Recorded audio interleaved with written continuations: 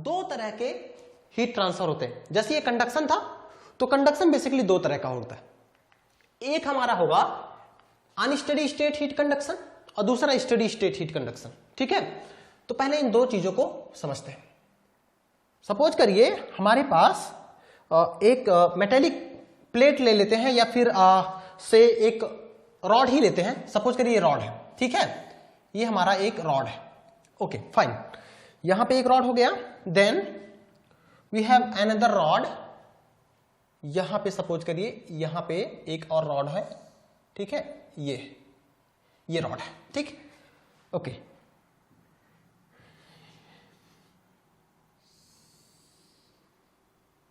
ये हमारा, ठीक है, ये हमारा रॉड हो गया। अब यहां का जो टेम्परेचर है, यहां का, ये हॉट साइड है, यहां का टेम्परेचर ज्यादा है। यहां इस वाले सरफेस का टेम्परेचर अगर देखा जाए तो इस वाले सरफेस का टेम्परेचर ज्यादा है, से T1, ठीक है।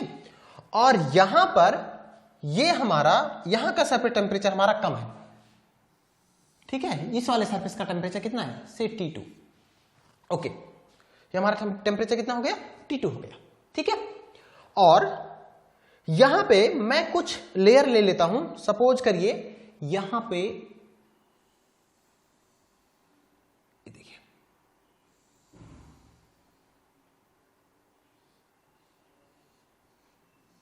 ठीक है, ये समझ पा रहे हैं। ये बेसिकली एक छोटा सा स्ट्रिप है, एक छोटा सा स्ट्रिप है। ये छोटा सा क्या है, एक स्ट्रिप है। यानी कि मेरे कहने का मतलब हुआ कि अगर यहां से सपोज करिए यहां से कोई हीट का ट्रांसफर हो रहा है, यहां से, जैसे देखो डायरेक्शन देखिए पहले क्या होगा, डायरेक्शन पहले देख लेते हैं। ये हमारा होगा, सपोज करिए ये है हमारा एक्स एक्सिस हो गया यहां पर, ठीक है।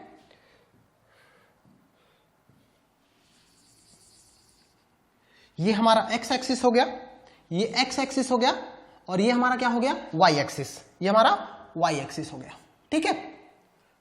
तो फ्लो का डायरेक्शन क्या, हीट किस तरफ ट्रांसफर हो रहा होगा, जो हमारा हीट का ट्रांसफर हो रहा होगा वो इस तरफ से ट्रांसफर हो रहा होगा, इस तरह से ट्रांसफर हो रहा होगा, ठीक है। ये हमारा हीट का ट्रांसफर हो रहा होगा। और ऑब्वियस सी बात है कि T1 हमारा बड़ा होगा T2 से। अब सपोज करिए मैं दो कंडीशन लेता हूं। पहला कंडीशन हमारा क्या था, हमने देखा कि जो कंडक्शन होगा वो दो हो सकता है। एक तो स्टेडी स्टेट कंडक्शन हो सकता है। अगर हम देखें कंडक्शन का तो दो हो सकते हैं, दो केसेस हो सकते हैं। एक केस हो सकता है कि ये स्टेडी स्टेट हो, और दूसरा केस क्या हो सकता है, अनस्टेडी स्टेट। पहला हमारा क्या है, steady state heat conduction. First thing is steady state, this is steady state heat conduction, और दूसरा हमारा unsteady state, this is unsteady state heat conduction, ठीक है। ये हमारा अनस्टेडी स्टेट हीट कंडक्शन है, ठीक है। इसको हम लोग ट्रांजिएंट भी बोलते हैं, है ना, या transient heat conduction, this is transient heat conduction,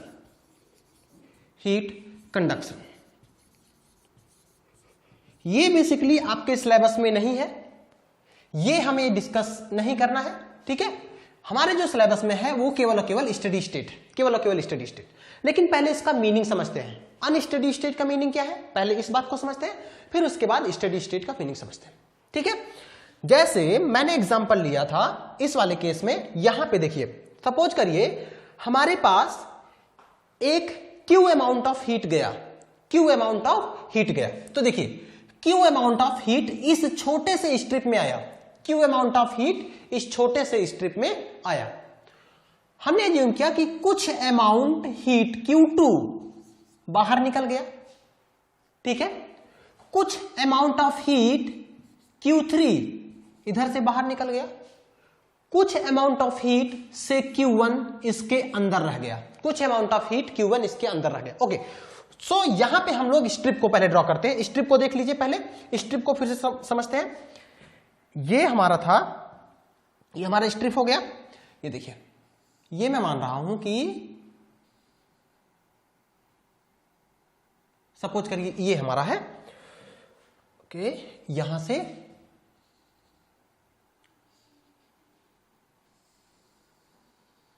ठीक है, ये हमारा स्ट्रिप है। ये समझ पा रहे हैं कौन सा है?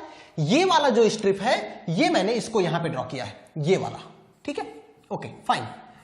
तो यहां पे हमने ये एज्यूम किया कि इस तरफ से हीट कितना जा रहा था, इस तरफ से जा रहा था हीट Q, देख लीजिए यहां पे Q जा रहा था, कुछ पार्ट इधर के गया, ये किसके थ्रू, ये बाई कन्वेक्शन है ना, ये किसके थ्रू, कन्वेक्शन।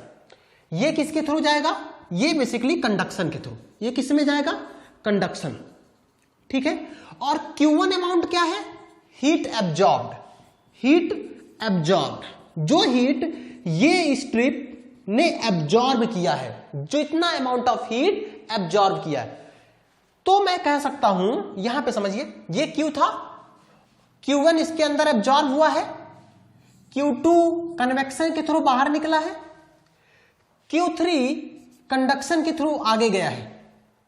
मैं अगर एग्जांपल लूं, मैं क्या कह सकता हूं कि जितना एनर्जी इन हुआ उतना एनर्जी यहां से देख सकते हैं, मतलब Q1 अगर मैं एनर्जी को कंजर्व करूं तो मैं लिख सकता हूं कि Q बराबर होगा Q1 plus Q2 plus Q3, ठीक है। और आपको पता है Q1 क्या है, कितनी एनर्जी, कितनी रेट ऑफ हीट, बेसिकली हम लोग रेट ऑफ हीट ट्रांसफर की बात कर रहे हैं, तो कितना वाट की यहां पर स्टोर हुआ है। Q2 क्या होगा, कितना कन्वेक्शन के थ्रू बाहर निकला है सरफेस से। Q3 क्या होगा, फर्दर जो कितना हीट ट्रांसफर अगले लेयर को इसने दिया है थ्रू कंडक्शन, ये हमारा थ्रू कंडक्शन, ये थ्रू कन्वेक्शन, ये है अमाउंट ऑफ हीट जो कि खुद बॉडी ने एब्जॉर्ब किया है।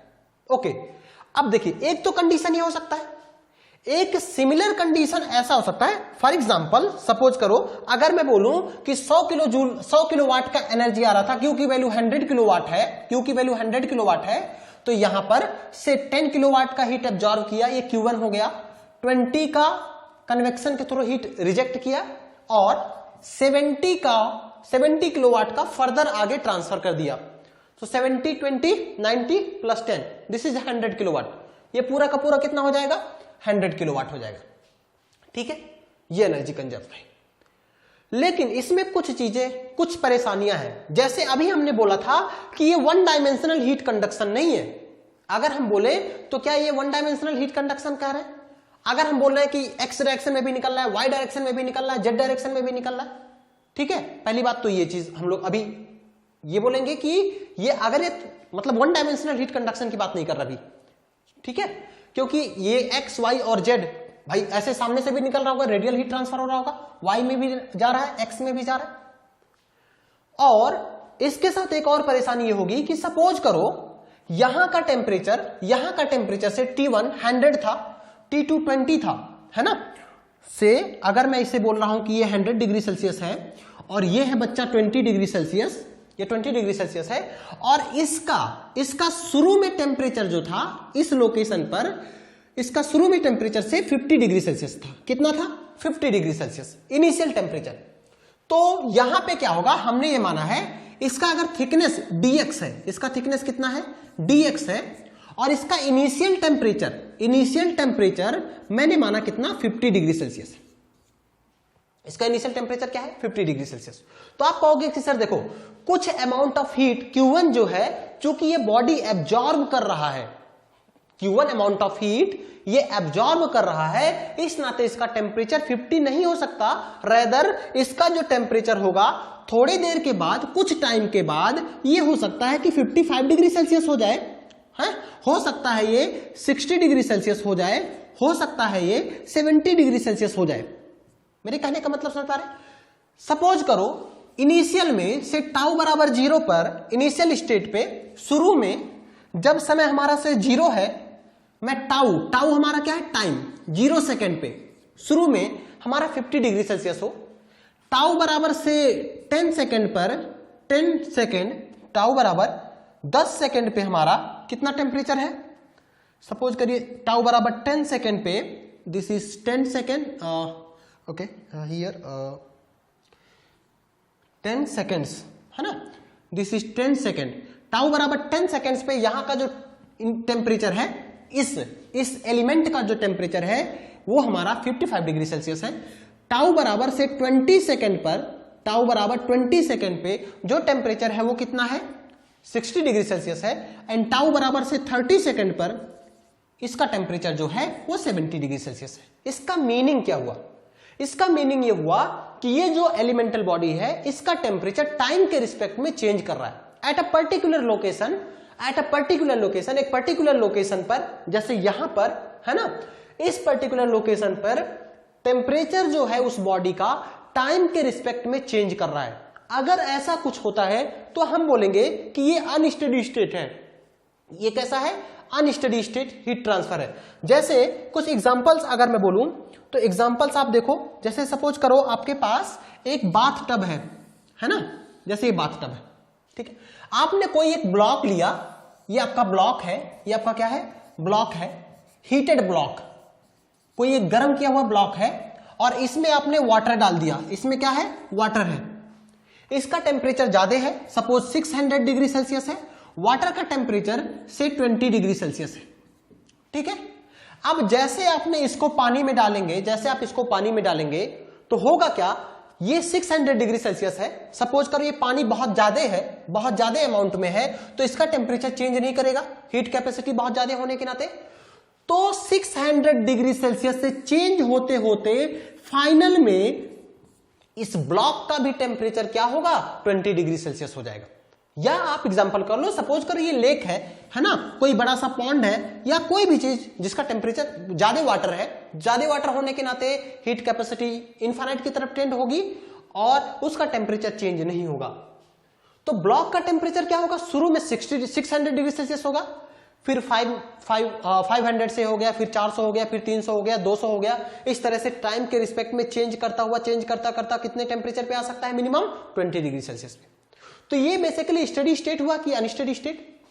देखो टाउ बराबर 0 पे 600 डिग्री सेल्सियस है, फिर 1 सेकेंड, 2 सेकेंड, 4 सेकेंड, 1 घंटे बाद, 2 घंटे बाद इसका टेम्परेचर 20 डिग्री सेल्सियस हो रहा है। तो ये basically unsteady state heat transfer है। ये कैसा है? Unsteady state heat transfer. या हम लोग कोई चीज फर्नेस में, जैसे ब्लैक स्मिथर होता है, ब्लैक स्मिथर अगर कोई भी चीज अगर वो फर्नेस में डाल रहा है तो जो हमारे कंपोनेंट होगा उसका टेम्परेचर इंक्रीज करता जाएगा टाइम के रिस्पेक्ट में, तो वो बेसिकली क्या हो जाएगा? अनस्टेडी स्टेट हीट ट्रांसफर, है ना। वो बेसिकली कूलिंग है और दूसरा वाला हमारा क्या हो जाएगा? हीटिंग हो जाएगा। तो अनस्टेडी स्टेट का मीनिंग क्या निकल के आया कि अगर eight a particular location temperature change कर रहा है टाइम के रिस्पेक्ट में तो उसे अनस्टेडी स्टेट हीट ट्रांसफर बोलेंगे। अगर टेम्परेचर चेंज नहीं कर रहा है विद रिस्पेक्ट टू टाइम तो उसे बोला जाएगा स्टेडी स्टेट हीट ट्रांसफर। इसका मीनिंग क्या हुआ? अनस्टेडी स्टेट में टेम्परेचर चेंज क्यों हो रहा था? अगर ये कोई पूछे कि अनस्टेडी स्टेट में टेम्परेचर चेंज क्यों हो रहा है तो आप बोलोगे due to why? Due to accumulation of heat, due to accumulation of heat, accumulation of heat. Accumulation of heat से क्या होगा? टेम्परेचर इंक्रीज करेगा, है ना। आप चाहो तो ड्यू टू एक्यूमुलेशन इवन और रिजेक्शन ऑफ हीट, समझ पाए? अगर हीट का एक्यूमुलेशन होगा तो टेम्परेचर बढ़ेगा, जैसे यहां पर हीट कुछ एब्जॉर्ब कर रहा था तो टेम्परेचर टाइम के रिस्पेक्ट में बढ़ रहा था, ठीक है। यहां पर हीट रिजेक्ट कर रहा था तो टेम्परेचर टाइम के रिस्पेक्ट में क्या हो रहा था? कम होता जा रहा था। टेम्परेचर टाइम के रिस्पेक्ट में क्या होता जा रहा था? कम होता जा रहा है। क्लियर है? तो हमें क्या पता चला कि अगर अनस्टेडी स्टेट हीट ट्रांसफर है तो क्या चेंज करेगा? टेम्परेचर चेंज करेगा। किसके रिस्पेक्ट में चेंज करेगा? टाइम के रिस्पेक्ट में चेंज करेगा एट अ पर्टिकुलर लोकेशन। एक पर्टिकुलर लोकेशन पे टाइम के रिस्पेक्ट में टेम्परेचर क्या होगा? चेंज करता हुआ जाएगा, ठीक है। तो ये हमारा क्या कहलाएगा? Unsteady state heat transfer. Such conduction is known as unsteady state heat conduction. अच्छा, और ये जो इंक्रीज होगा टेम्परेचर में, चाहे वो इंक्रीज हो या डिक्रीज हो, अगर हीट का एब्जॉर्प्शन हो रहा होगा तो क्या बोलेंगे? टेम्परेचर हमारा टाइम के रिस्पेक्ट में इंक्रीज कर रहा होगा, फाइन। और अगर हीट का रिजेक्शन हो रहा होगा तो टेम्परेचर हमारा टाइम के रिस्पेक्ट में क्या होगा? जैसे जैसे टाइम हमारा इंक्रीज करेगा टेम्परेचर हमारा क्या हो रहा होगा? डिक्रीज कर रहा होगा, ठीक है। टेम्परेचर हमारा डिक्रीज कर रहा होगा, ठीक है। और यहां पर अगर हीट का एब्जॉर्प्शन हो रहा होगा तो टेम्परेचर हमारा क्या होगा, धीरे धीरे इंक्रीज कर रहा होगा, ठीक है। तो ये basically steady state unsteady state heat transfer हुआ, इसकी एनालिसिस हमें नहीं करना है, ओके। दूसरा हमारा है स्टडी स्टेट हीट ट्रांसफर। तो अगर स्टडी स्टेट है तो जैसे अनस्टडी स्टेट था तो टेम्परेचर टाइम के रिस्पेक्ट में चेंज कर रहा था, और अगर ये स्टडी स्टेट हीट ट्रांसफर है तो जो टेम्परेचर है is not changing with respect to क्या, टाइम के रिस्पेक्ट में, कहां पर, at a particular location such heat conduction is known as steady state heat conduction. Such heat conduction is known as steady state heat conduction. Steady state heat conduction में क्या होगा, temperature जो होगा time के respect में eight a particular location हमारा change नहीं करेगा, ठीक है। जैसे देखो इस वाले केस में अगर मैं बोलूं, इस वाले केस में तो आप क्या बोलोगे, देखो सर देखो यहां पर आपने लिखा है Q बराबर Q1 plus Q2 plus Q3, ठीक है। आपने कहा कि सर देखो अगर टेम्परेचर 50 डिग्री सेल्सियस शुरू में है, अगर टेम्परेचर 50 डिग्री सेल्सियस शुरू में है तो ये 50 हमेशा ही रहना चाहिए, इसको 55 नहीं होना है, इसको 60 नहीं होना है। तो कहोगे सर देखो इसको होने के लिए जो Q1 वाला है, जो Q1, okay fine, let me right here. यहां देखिए यहां पे Q बराबर हमने क्या लिखा था, Q1 plus Q2 plus Q3। Q1 क्या था माय डियर, Q1 हमारा था वो अमाउंट ऑफ हीट जो कि बॉडी ने एब्जॉर्ब किया था, अपने पास रख लिया था, ओके। Q2 क्या था, वो अमाउंट ऑफ हीट जो फर्दर कन्वेक्ट हुआ था, ठीक है। Q3 क्या था, जो आगे फिर से कंडक्ट हुआ था, जो आगे वाली लेयर को कंडक्ट हुआ था। मतलब समझ पाए, यहां पे देखिए Q1 यहां से आया था, देखो Q1 एक Q आया, Q1 एब्जॉर्ब किया, Q2 यहां पे कन्वेक्शन के थ्रू हीट ट्रांसफर हुआ, Q3 इसके अगले वाले लेयर को कंडक्ट हो गया। आप कहोगे सर देखो अगर टेम्परेचर को चेंज नहीं करना है, मीनिंग कि अगर इसके टेम्परेचर को 50 ही रहना है हमेशा, तो पहली चीज जो आप यहां पे कह रहे हो कि जो हीट का एब्जॉर्प्शन हो रहा है, एक्यूमुलेशन हो रहा है, ये हीट का एब्जॉर्प्शन हो रहा है, एब्जॉर्ब्ड अमाउंट ऑफ हीट, ये चीज जीरो होना चाहिए। ये चीज क्या होना चाहिए, जीरो होना चाहिए। क्यों, क्योंकि जब वो हीट को एब्जॉर्ब करेगा तो टेम्परेचर बढ़ेगा, हीट को रिजेक्ट करेगा तो टेम्परेचर घटेगा। तो सिंपल सी बात है, जो Q1 की वैल्यू होना चाहिए, ये Q1 बेसिकली जीरो होना चाहिए, ये Q1 हमारा क्या होना चाहिए, जीरो होना चाहिए, ओके। और वन डायमेंशनल पढ़ रहे हैं, वन डायमेंशनल हीट कंडक्शन की बात कर रहे हैं, तो ये तीनों डायरेक्शन में हीट का ट्रांसफर नहीं होना चाहिए, केवल एक्स डायरेक्शन में हीट का ट्रांसफर होना चाहिए। One dimensional steady state heat conduction की बात करें तो Q2 वाला टर्म भी जो होगा, Q2 वाला टर्म भी होगा, ये टर्म भी हमारा क्या हो जाएगा, जीरो। ये वाला टर्म भी हमारा क्या हो जाएगा, जीरो। तो कहोगे सर देखो Q बराबर जो होगा ये Q3 के हो जाएगा। Q बराबर किसके हो जाएगा, Q3 के हो जाएगा। Q बराबर Q3 के होने का मतलब समझ पा रहे हैं, Q बराबर Q3 होने का मतलब ये हुआ कि अगर ये वाला लेयर था, है ना, सपोज करिए ये वाला लेयर था, ओके, ये वाला लेयर था, तो यहां देखिए, ठीक है, ये वाला हमारा जिसमें हीट का ट्रांसफर हो रहा था, तो सपोज करो कि 100 किलो जूल आया, Q 100 किलो जूल आया, सॉरी 100 किलोवाट, है ना, kilowatt rate of heat transfer की बात कर रहे हैं, तो 100 किलोवाट आया, तो यहां से कितना निकलेगा आगे, 100 किलोवाट ही निकलेगा, 100 किलोवाट ही निकलेगा, क्योंकि जो इसमें एब्जॉर्ब अमाउंट हो गया वो भी जीरो, और जो कन्वेक्टेड अमाउंट था ये भी क्या हो गया, ये कन्वेक्शन वाला टर्म भी जीरो हो गया, और जो ये Q1 था जो एब्जॉर्ब कर रहा था ये भी हमारा क्या हो गया, जीरो हो गया, ठीक है। और ये कौन सा अमाउंट था, ये Q2 था, Q2 भी हमारा क्या हो गया, जीरो हो गया। तो Q बराबर किसके हो जाएगा, Q3 के। यानी कि जितना रेट ऑफ हीट ट्रांसफर इन कर रहा है उतना ही अगर आउट कर गया तो हमारे जो भी बॉडी होगा उसके टेम्परेचर में टाइम के रिस्पेक्ट में चेंजेस नहीं आएंगे, टाइम के रिस्पेक्टेड में चेंजेस नहीं आएंगे। ऐसे को हम लोग क्या बोलेंगे, स्टडी स्टेट हीट ट्रांसफर। ऐसे को हम लोग क्या बोलेंगे, स्टडी स्टेट हीट का ट्रांसफर। Okay fine. ये बॉडी कैसा भी हो सकता है, ये बॉडी जैसे सपोज करिए हमारे पास ये बॉडी ऐसा हो सकता है, यहां देख लीजिए, ये बॉडी हमारा ऐसा हो सकता है। सपोज करिए ये हमारे पास एक रेक्टेंगल है, ठीक है, ये हमारे पास एक रेक्टेंगल है, ठीक है।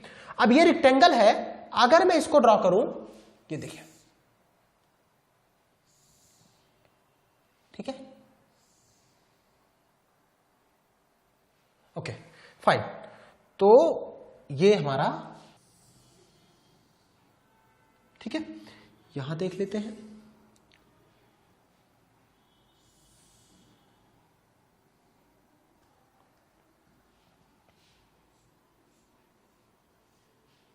ठीक है, जैसे ये, ठीक है, आप कैसे भी मान सकते हो, ठीक है, जैसे इससे आ रहा है और ऐसे निकल रहा है, या इसके फ्रंट से आ रहा है उस साइड निकल रहा है। अभी मैं मान रहा हूं कि एक्स डायरेक्शन में हीट का ट्रांसफर हो रहा है, तो एक्स डायरेक्शन वाला हीट का ट्रांसफर कैसे होगा, ये देखिए, ये हमारा एक्स एक्सिस हो गया और ये हमारा हो गया वाई एक्सिस, ठीक है, ये हमारा एक्स एक्सिस हो गया और ये हमारा हो गया वाई एक्सिस हो गया।